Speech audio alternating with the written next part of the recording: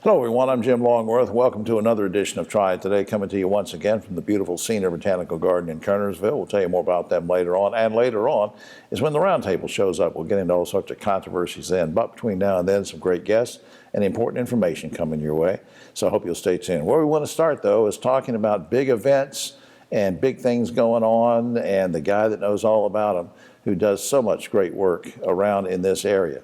I'm talking about, of course, our friend Kevin Baker, Executive Director of Piedmont Triad International Airport. Welcome back to the show, sir. Thanks, Jim. Thanks for having me. Before we get to some of the big things that have been going on in the news that people have been keeping up with, but why is PTI different from other airports in general?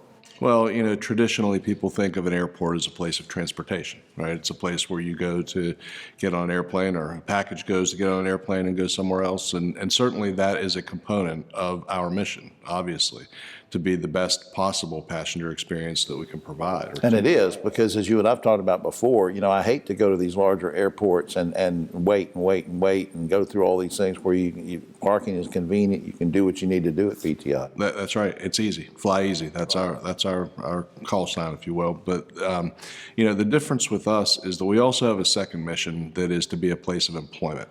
And the airport is the fifth largest employer in the area. If you aggregate all of the companies that are on the airport together, it would be the fifth largest employer in the Triad, according to the Triad Business Journal's annual list. And that's really important, and it's part of our mission to lure companies that are going to be employers and good employers. Now, I might be using the wrong words, so you can correct me if I'm wrong, but there are a lot of, as you'd say, tenants around the airport complex. Boom is one of them. I want you to talk about Boom. Talk about the impact of these tenants. Talk about the impact of Boom. Well, all of our tenants, and I could call off some of them: Honda, HAECO, Cessna, FedEx. Certainly Boom, will be a new tenant as we get them onto the airport. These are companies that have average salaries that are 1.5 times average household income in the area. So think about that for a minute, because average household income could be 2 earners. In many cases, it is 2 earners. And here we have folks that are a single earner making 1.5 times that average household income. So what's that message? The message is these are good jobs, not just a lot of jobs, but these are high-paying jobs. They'll bring that average household income for our area up and provide economic benefit and growth. Yeah, of course, Boom, getting into the whole industry of these, I like to call them the supersonic jets. Of course, that's my nickname for you, Supersonic Jet, Kevin. Jeez. What's the latest update on air service at PTI? Yeah, so we're still climbing out of the whole COVID mess that all airports have been in. Right now we're probably at about 75% of pre-pandemic numbers, so 2019 numbers. And 2019 was a very strong year. So hopefully, as things start to hopefully normalize, things will come back. But there's still a number of city pairs that haven't restarted yet that we would like to see come back soon. And some of the low-cost carriers still have not restarted routes that they were flying into Florida and other places. So it's still a struggle right now. Right. Who could have imagined? It's crazy. Coming out of 2019. What can passengers look forward to seeing in the future? Yeah, so there's a number of things that we're really focused on now for the passengers. And, if you come into the terminal building right now, it's all been remodeled here in the last 10 years or so, and it looks, very modern. Even though it's a building built in the 1980s, I think that part of the building looks very, very much new. The concourses are a different story. They're dated. They're very dated. We get it. We understand it. So is the bag claim area, the under level of the terminal. So those are our next big projects. And you're going to see significant change in those concourses, and much more geared towards today's travelers. I mean, today's traveler is really focused on getting past security. Once you get past security, you feel like, okay, now I know that I'm good. I can get anywhere I need to very quickly. And so everything we're going to be doing will be focused on sort of post-security passenger experience. Right. Great airport, though. And up on screen, www.flyfrompti.com. That's my motto, flyfrompti.com, so you can read all about what's going on. Kevin, I hope you won't be a stranger to the show. I really appreciate you having me and taking care of talking about our airport. All right. I'm a big proponent for it. Thanks a lot for everything. Thank you. All right, we'll be right back after this. On Triad Today, and I'm a big fan of the Winston-Salem Urban League. Urban leagues in general do such a great job of helping people reach their full potential, and that is the case here locally. And it's the case with this gentleman here who does so much for us throughout the community. With us now is Kenneth Pettigrew. He's the Chief Operating Officer for the Winston-Salem Urban League. Welcome. Thank you. It's wonderful to be here. You and I both Winston-Salem natives. And, Yes. Yeah, proud of it. What's the mission of the Winston-Salem Urban League? Just briefly for people that might have just moved in the area don't know. Yeah, so the Winston-Salem Urban League is an affiliate of the National Urban League, and we work with African Americans and folks of other marginalized identities to bring them to be able to recognize their full potential, and we do that through civic engagement and through any of our programmatic work that helps them to get the resources that they need. Now, you mentioned African American populations. Are there other populations that you serve? Because I know that from time to time we've heard about elderly folks, young people, and so you're helping a lot of people. Yeah, absolutely. As one of the oldest civil rights organizations in the country, our history focuses on helping African Americans to obtain jobs, to ensure voting rights, and things of that nature. But we serve everyone. Our work focuses on literally everyone in the community. If you have a particular challenge or issue that some of our programming addresses, namely, we have a senior program that helps seniors who are 55 and older who want to re-engage the workforce, Right. have an opportunity to do a hands-on internship opportunity to build new skills to be able to re-enter the workforce. And then we do a similar program during the summer for teenagers, 15 to 19, that gives them hands-on internship experience. Now, you sent me, maybe this is what you're getting ready to talk about, but you sent me an email one day about something called Reconnecting Youth. What is that initiative? So that initiative is actually in partnership with the Cape B. Reynolds Trust, and it's work that they're looking at about how do we get youth in our community who are either disconnected from educational opportunities or disconnected from economic opportunities. And this ranges from 16 to 24, so this is teenagers and young adults. And what are the challenges? What are the barriers? What are the questions that they have? What are their views on how the local economy or local education really works to prepare them for the opportunities that they might be looking for? And so we spent some time with them and then with community stakeholders to ask these questions and to get answers. And there will be a report released relatively soon that shares some of that information, that data that we collected. How important is that partnership with Cape B. Reynolds? It's a fine organization, Cape B. Reynolds Charitable Trust. How important is that to your mission? It's been a great partnership. We have just recently, within the last 2 years or so, really started cultivating deeply our partnership and relationship with KBR, and they have been great partners to us in terms of just general organizational support, but also in this particular case, really looking at our mission, looking at what they see is going on in the community, and saying, hey, y'all would be great partners for us to do this work, and we're excited. We didn't rehearse this, but let me put you on the spot real quick. Going back to this youth thing, give me one example maybe of a barrier or a problem that a young person in that age range might face that you might find in this report and how we can help them. Well, it's actually something that might not have direct numerical data to show it, but it's something about psyche, really, and that's the difference in the definition of success between a young person and what a young person's guardian or their teachers or other leaders in the community might say what success is. We saw a real difference in how they understood that and what that meant for them as they were pursuing opportunities or thinking about what they could do next. And recognizing the fact that the world doesn't really see success the same way Right. as young folks oftentimes see it. And get them prepared to succeed. Yes, absolutely. In whatever area they want to go to. I think that's great. Up on screen, if you want to get connected, get involved with the Urban League, and go to www.wsurban.org. That's wsurban.org. And another shout out to the good folks at Cape B. Reynolds Charitable Trust for all their support in so many ways. If you want to read more about them, go to kbr.org. That's kbr.org. Kenneth, I appreciate all you do for the community. Thanks for everything. Thank you. All right. We'll be right back after this. Now on Triad Today, and I will bet you, if I were a betting man, and I'm not, but I'll bet you that looking at me right now from home, you have broken a bone at some point, or somebody in your family has. You're shaking your head yes. We have an expert with us now that's going to talk to us about orthopedic injuries that we can all sort of relate to. With me now Jason Kuchara. He's an orthopedic nurse practitioner with Northern Orthopedics, part of the Northern Regional Hospital family. Good to see you. Great. Thanks for having me. What are some of the common orthopedic injuries that you see in your practice? A lot of wrist fractures, ankle fractures. We see just about everything you can imagine and some things you can't. So a lot of hip fractures and in elderly, and we take care of it all. Right. And I appreciate you not looking at me when you say the word elderly. But see, no, but I am. Now, okay. Now, seriously, what can somebody expect if they go to the emergency room with a broken bone? I mean, what can they expect to happen? Right. Especially this time of year, a lot of injuries occur. People are out and about. Kids are playing on monkey bars and riding their bikes. Emergency rooms can sometimes be scary. Not really the case. It's if you go to the emergency room, you can expect to check in, be evaluated by one of the Northern Orthopedics providers or Northern Emergency Room providers, and you'll get an X-ray. Very straightforward.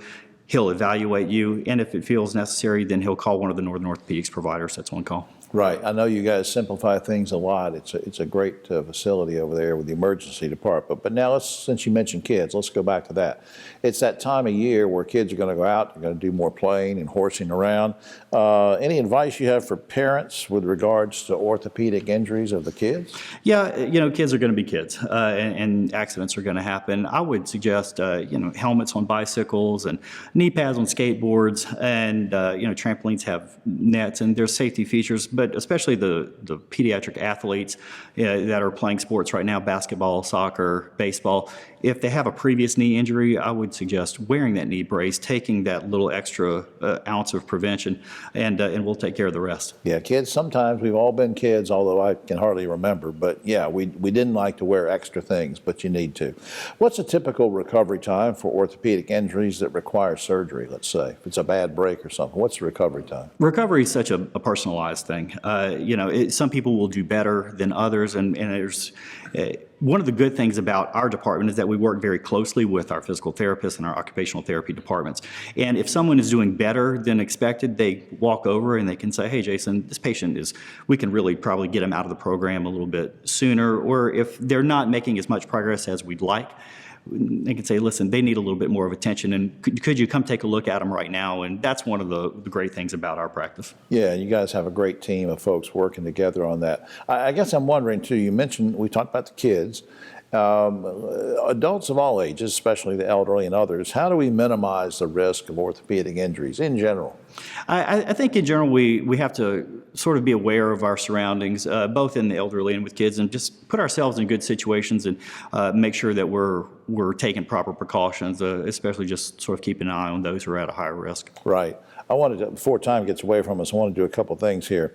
For general information about Northern Regional Hospital, you can go to choosenorthern.org, choosenorthern.org. Lots of good information there.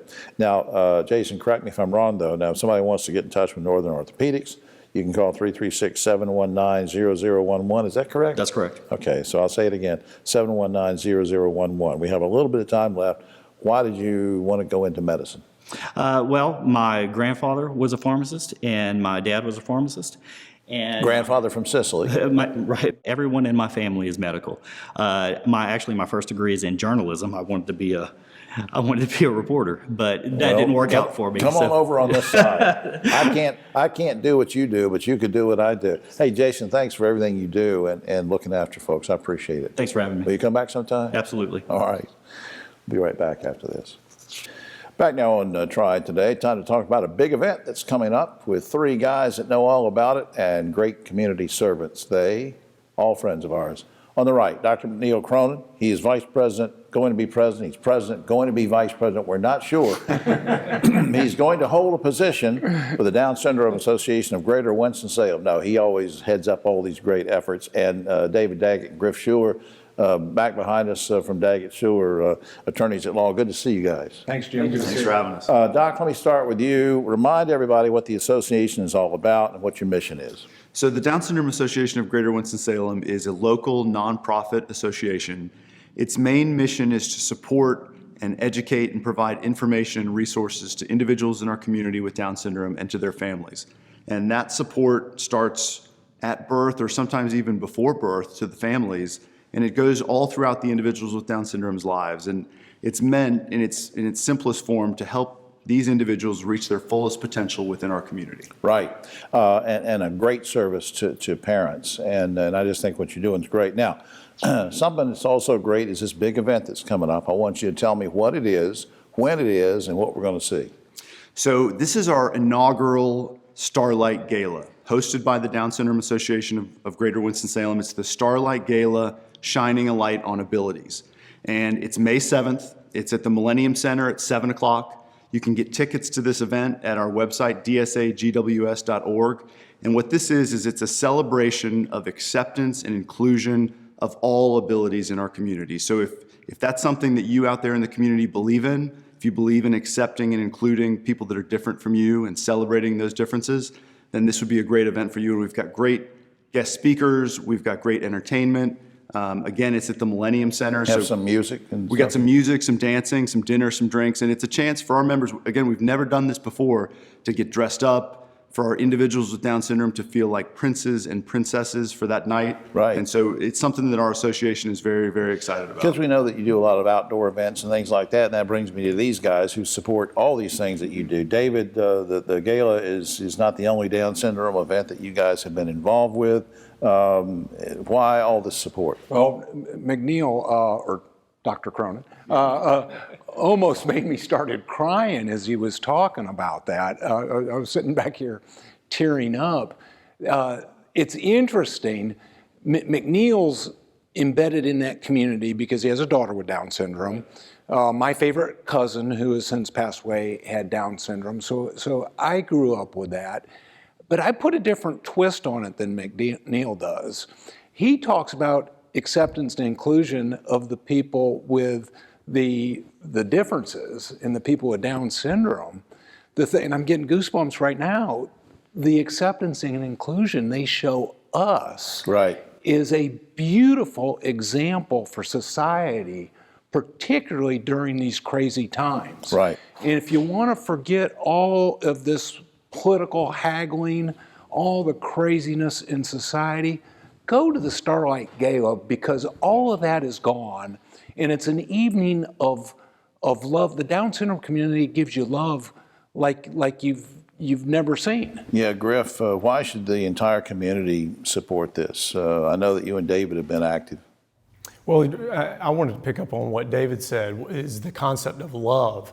Every event that the Winston-Salem Down Syndrome Association puts forth, you go, you just feel the love. You just feel the acceptance, but the love between the families, the opportunity to have networking. I mean, it's really such an example of a community that's a close-knit and loves each other, and that is inspiring. And I want to mention this one more time before time runs out. The Starlight Gala, Saturday, May 7th, Millennium Center, the website dsagws.org, which McNeil mentioned. And if you need the services of these two gentlemen and these fine two guys behind me, you can go to daggettschulerlaw.com or call 724-1234. Guys, I appreciate all you're doing, and thanks for your community service, and we'll see you at the Starlight Gala. Yep, and thanks for being with us, McNeil. My pleasure. Thank you. We'll be right back after this. Back now on Triad Today, just about time for the roundtable, but another quick shout out for the good folks here at Senior Botanical Garden in Kernersville. Please visit them, visit the website, come out here. You can rent the facilities for weddings and receptions. They have a huge room just on the other side of where we are now. You can do things. We're here at the gift shop. And a gift to you are these three guys. See how I transition into that? That's good, Jim. On my right, but always political left, Ogie Overman, the great broadcaster, journalist, and we've held over David Daggett from his previous segment. We're so glad he could stay with us. And Keith Cranberry, founder of Helping Hands Consultants. Guys, last week Congress held a hearing about book banning and learned that over the past 9 months, just 9 months, 86 different school districts have banned more than 1,000 books that parents objected to. Some of the banned books deal with LGBTQ issues, while others are biographies of men like Martin Luther King and Nelson Mandela. Here's the first question of two. Should Congress hold back federal funding from any school district that bans books? Ogie. Well, book burning is bad regardless. Remember in Field of Dreams when the girl got up and challenged the school board it was going to ban the Terrence Mann's book? That's right. Well, we're going to have to get down to the local level and fight these Nazi cows, as she If said. people will do it. So I have a follow-up question, but the first one is, should Congress hold back funds if somebody starts banning books? I think Congress should stay out of it, but we shouldn't be banning books. A rating system like we do with movies or TV shows or something like that might be appropriate. For age appropriate. Age appropriate. Keith? Banning, no. Hold back funds? Yes, I think you're going to have to do something drastic, or else they're going to continue to do it. And the other part of that, which you sort of answered, should just regardless, as David's sort of alluding to, should everything be left up to local school boards and parents as it is? Ogie? No, I don't think so. But on the other hand, if you get the feds involved in it, that opens yourself up to federal overreach and that whole socialist blah, blah.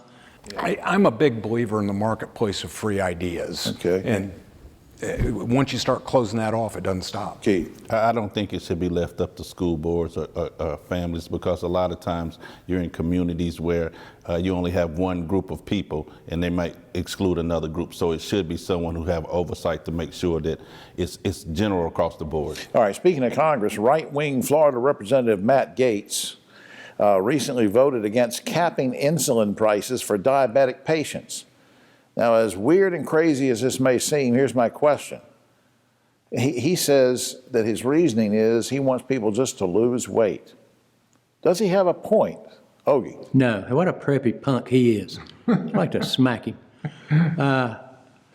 Some people can't lose weight, Jim. We know that. Some people have metabolism will not burn the fat like it's supposed to with most people.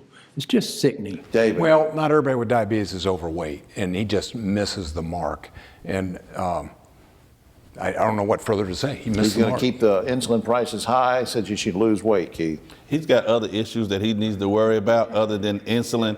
But I think that we all understand that there are families who diabetes runs in their family, so absolutely not. All right. He's totally. Currently, 11 states have banned the sale of so-called ghost guns, either ones, as you guys know, that come in pieces, parts that you order online, and then you assemble them at home.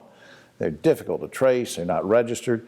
Would you like to see North Carolina ban ghost guns like the 11 other states? Absolutely. I think it should be banned on the federal level. All right. Absolutely. David? Well, I think what there should be is a way to mark and track them just like you do other guns, so they should comply with all firearm regulations. All right, good point. Keith?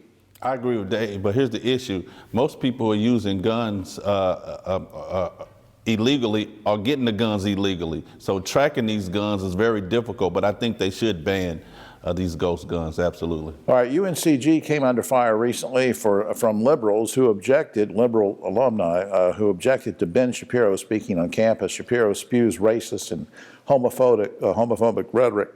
As I said, some of them wanted him banned from speaking. Shapiro was sponsored by a conservative student organization. No funds were used from the university to bring him in. But here's the question. In general, should controversial speakers be banned from appearing on college campus grounds and facilities? Ogie? Philosophically, no. This goes back to the old speaker ban for Carolina from what, 60 years out, early Right. 60s. No, I mean, it cuts both ways, you know, lefties You might or not want to righties. hear Ben Shapiro. I might not, but you know, you can go down there and, you know, shout him down if you want to, I suppose. David? Free speech in the marketplace, as long as it's not dangerous, it should be allowed, and I'm all for free speech. And as Ogie rightfully points out, that gives us the whole spectrum. Right. Keith?